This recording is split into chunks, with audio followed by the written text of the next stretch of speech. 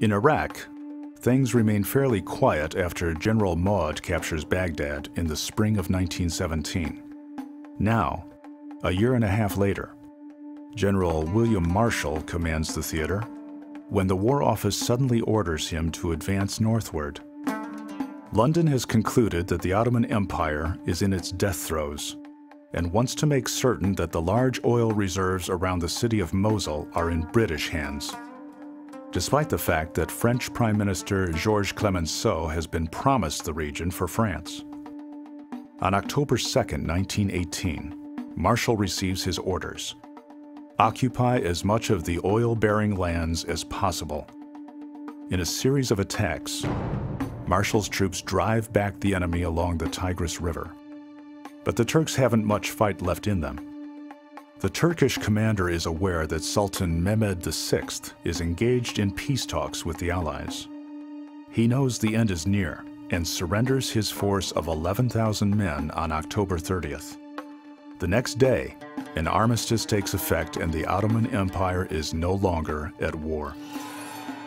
In violation of that armistice, British troops rush to Mosul and occupy it on November 1st. Great Britain now controls the oil in Iraq. On the Palestine front, Allenby's army and Prince Faisal's men drive into Syria, and Damascus falls on October 1st, 1918. Moving farther north, the British take the city of Aleppo, and the Great Campaign is over, 500 miles from where it started in September. The Turks are in full retreat. General von Sanders and his staff withdraw to Adana in southeastern Turkey. They will fight no more. An armistice is signed on board the Royal Navy battleship Agamemnon. In fact, the document is not just a surrender. It gives the Allies permission to occupy any piece of enemy territory they wish. Soon after the armistice, Minister of the Interior Talat Pasha, along with Enver and Jamal, make their escape from Istanbul. Power passes to Mehmed VI, who has only been Sultan for 5 months. He wants to keep his new throne and knows he must satisfy the Allies.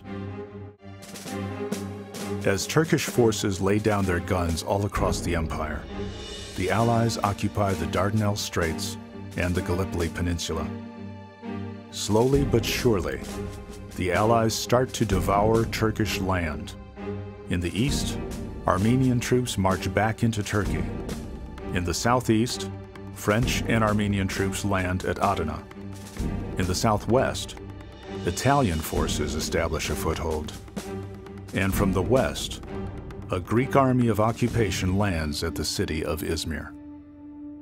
Most of the Turkish army, nearly 3 million strong, no longer exists.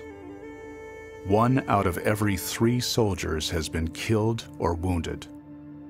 Hundreds of thousands are prisoners of war or have simply deserted. More than 1 million citizens in the Ottoman Empire have also died. Thousands more are starving or dying of disease. About half the empire's land is now in enemy hands. Unproductive land, and the economy is in ruins. And yet, the Turkish army is not completely destroyed. It still controls a large part of Turkey. A cadre of seasoned and committed officers pull their ranks together. The Western powers are eager to bring even more land under their control. But some Turkish generals think differently, and one of them is about to change the entire future of his country. General Mustafa Kemal, who played a key role in the defense of Gallipoli, has been held back in his career by the jealousy of Enver Pasha. Enver Pasha was a charismatic young man who wanted to make the Ottoman Empire great. He was aggressive and reckless. Mustafa Kemal, on the other hand, was I think smarter, also a political animal, but was more cautious, was more deliberate in his thinking.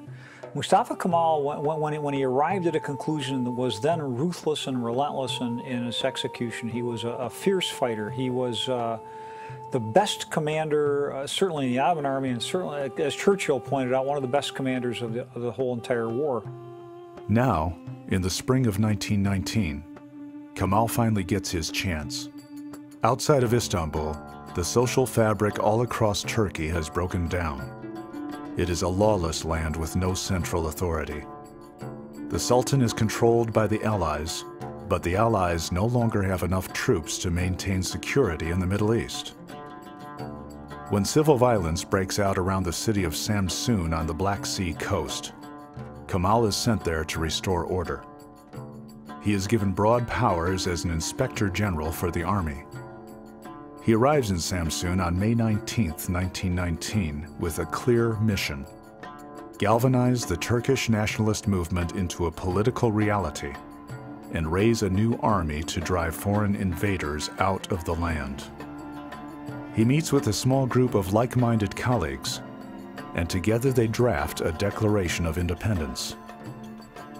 Kemal travels from city to city throughout 1919, recruiting support from local leaders, army officers, and the Turkish people. Even the Muslim religious leaders lend their support in the fight to create a new Turkish republic. Entire units of troops regroup and seize the weapons they surrendered only recently. Nationalist leaders converge at the city of Sivas to discuss the future of their country.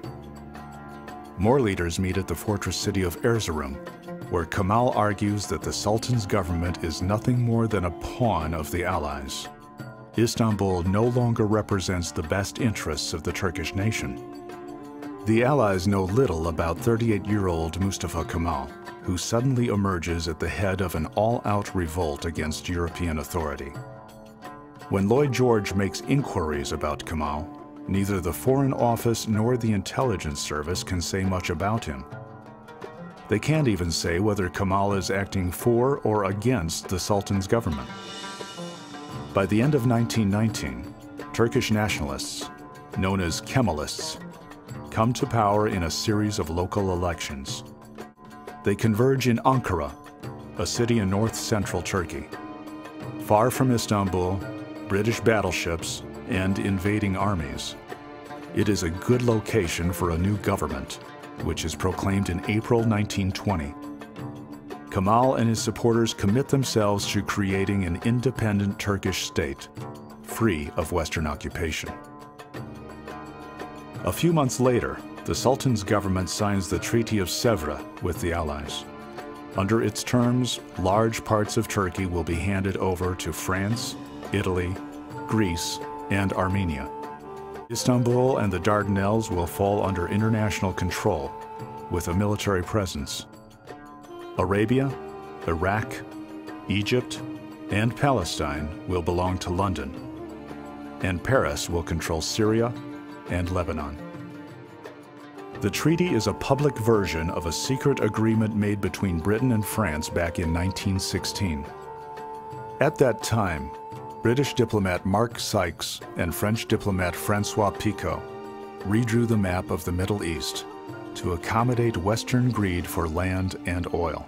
The Sykes-Picot Agreement was an arrangement between Britain and France, arrived at about midway through the war, as to how the Middle East would be divided in terms of their own interests when the war was over. This was an agreement that it was essential to hold. Sykes felt, and because he had been told that by his friends in the Arab Bureau in Cairo, that it was of greatest importance that the British should know what they could give away to the supposed Arab leader, Sharif Hussein.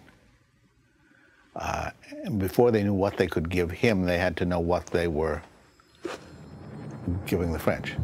In Ankara, the Kemalist government immediately rejects the Treaty of Sèvres. But the Allies aren't worried. They hold all the cards, or so they believe.